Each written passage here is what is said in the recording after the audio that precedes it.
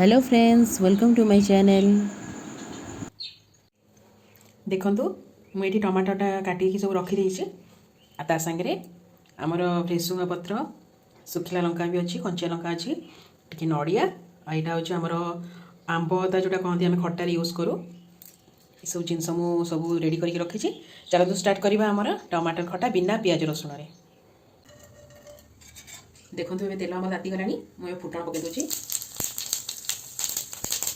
लंका भृसुंगा पत्र आंब अदा देखो ये गुड़ भाजी होगा। एवं चलते टमाटर पकईदे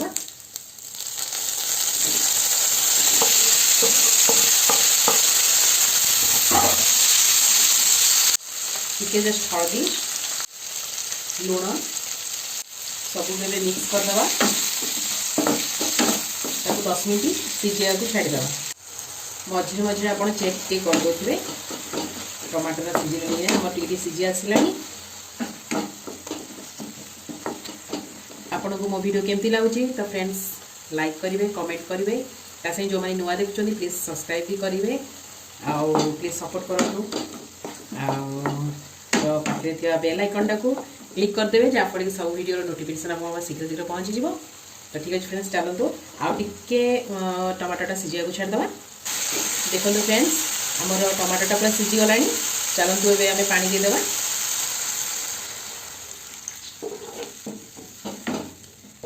पानी दिगला सी एवं छाड़दे 5-10 मिनट से टी सब मिसी जाऊ टमाटर पानी सब मिसी जाऊ तापर आम गुड़ आउ नड़िया पकेबा।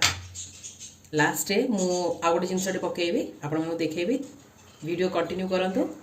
पानी फुटी आसला से आम गुड़ टी पकेदे गुड़ टी मेल्ट हो जाओ सांगे। तो देखो आमर ए खटारे पानी भी सब धीरे धीरे कमीगला।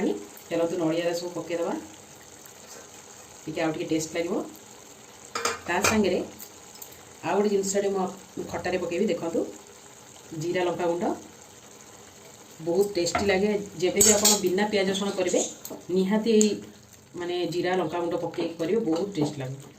आउ ठीक अच्छे फ्रेंड्स देखो तो आमर खटा पूरा रेडी होगा बंद करदे।